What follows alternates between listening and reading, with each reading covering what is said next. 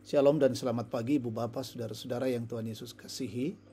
Kita berjumpa lagi dalam waktu teduh pagi bersama Gereja Toraja Jemaat Bogor, edisi Minggu 13 April 2025. Kita siapkan firman Tuhan yang akan kita baca pagi ini dari Lukas 18 ayat 31 sampai 34. Mari sebelum kita mendengarkan sabda Tuhan, kita berdoa. Bapa di sorga, pagi hari ini kami sungguh bersyukur untuk kasih dan anugerah-Mu. Tuhan mengaruniakan hari baru bagi kami pagi hari ini. Kami rindu mendengar sabda-Mu, kami mohon Roh Kudus menolong kami, memperlengkapi kami, sehingga firman Allah boleh kami pahami dan mengerti, dan juga kami boleh dapat lakukan dalam kehidupan kami. Bapa, berfirmanlah, kami anak-anak-Mu siap mendengarkannya, ampuni dosa kami. Dalam nama Tuhan Yesus, firman yang hidup, kami berdoa. Amin. Lukas pasal 18 ayat 31 sampai 34. Firman Tuhan, Yesus memanggil ke-12 rasul lalu berkata kepada mereka, "Sekarang kita pergi ke Yerusalem dan segala sesuatu yang ditulis oleh para nabi mengenai Anak Manusia akan digenapi. Sebab ia akan diserahkan kepada bangsa-bangsa lain, diolok-olok, dihina, dan diludahi.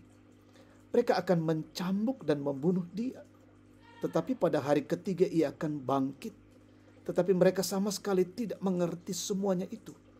Arti perkataan itu tersembunyi bagi mereka, dan mereka tidak tahu apa yang dimaksudkan. Amin. Tema kita hari ini, memberitahukan penderitaan. Umpakareba kama parlisan. Ibu bapak, saudara-saudara yang Tuhan Yesus kasihi, setiap orang memiliki respon yang berbeda saat menerima berita tentang sesuatu hal, apalagi yang terjadi secara tiba-tiba. Respons dipengaruhi oleh pikiran setiap orang. Penderitaan Yesus adalah berita yang telah disampaikan oleh para nabi Perjanjian Lama. Kini, Yesus memberitahukan kepada 12 murid tentang penderitaannya dan maksud dari penderitaan tersebut serta kemuliaan yang akan dinyatakan kepadanya. Penderitaan yang Yesus alami disampaikan satu persatu, yaitu diserahkan kepada bangsa-bangsa lain, diolok-olok, dihina, dan diludahi, dicambuk, dan mengalami kematian. Berita yang sungguh tak menyenangkan sampai berita puncak bahwa pada hari ketiga ia akan bangkit tidak dihiraukan lagi. Akhirnya murid-murid sama sekali tidak mengerti, tidak tahu apa yang dimaksudkan. Kehidupan orang percaya yang dengan jelas telah menerima pembinaan rohani sampai tiba pada pengakuan Yesus Kristus itulah Tuhan dan Juru Selamat, kerap mengalami situasi yang sama dengan murid-murid. Murid-murid memiliki prasangka yang bertolak belakang dengan pemberitaan yang Yesus sampaikan. Yesus yang adalah guru dan Tuhan, Mesias yang diutus Allah, dibayangkan sebagai Mesias yang tidak mengalami penderitaan, duduk saja di singgasana kerajaannya untuk memerintah dan menghakimi dunia. Padahal penderitaan yang dialami oleh Yesus adalah cara menggenapi pengutusannya ke dalam dunia.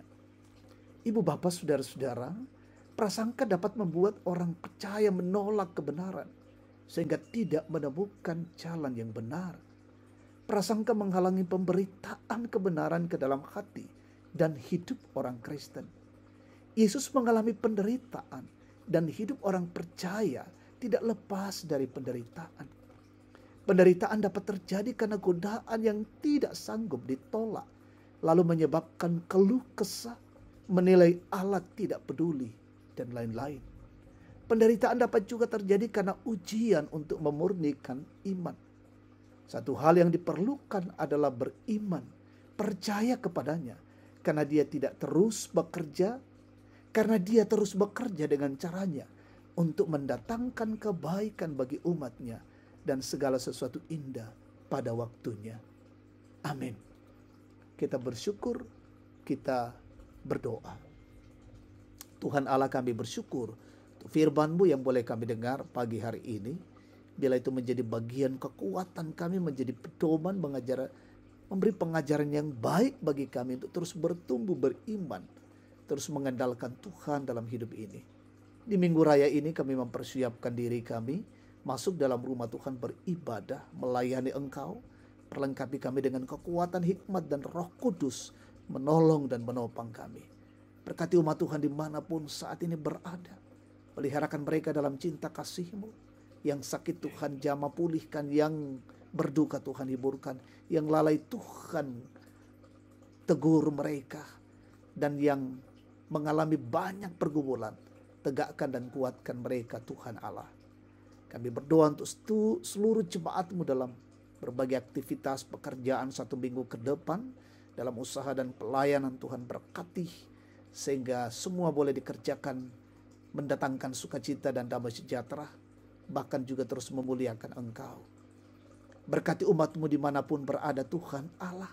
Saudara-saudara kami yang masih kecil, anak-anak kami yang masih kecil dalam tumbuh kembang berkati, bahkan juga yang mengalami pertumbuhan berkati, yang dalam bangku sekolah, bangku kuliah berkati ya Allah Bapa. Dan juga kami bersyukur hari ini ulang tahun perkawinan Bapak Luther Lumba Kondorura dan Ibu Herti Mulyaningsih. Dengan pertambahan usia perkawinan mereka, Tuhan berkati dan selalu menikmati kebahagiaan. Kami mendoakan anak-anak-Mu yang mencari pekerjaan, Tuhan karuniakan yang terbaik. Mendoakan Opa dan Oma, sehatkan mereka semua.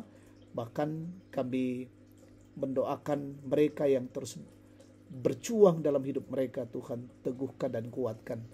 Kami mendoakan pemerintah, bangsa dan negara kami, pemimpin kami, Tuhan berkati. Peliharakanlah hidup kami hari ini dan sungguh-sungguh memuliakan Engkau. Ini doa syukur kami dalam nama Tuhan Yesus. Kami berdoa dan memuliakan Tuhan. Haleluya. Amin. Demikian waktu teduh pagi, Tuhan memberkati kita semua.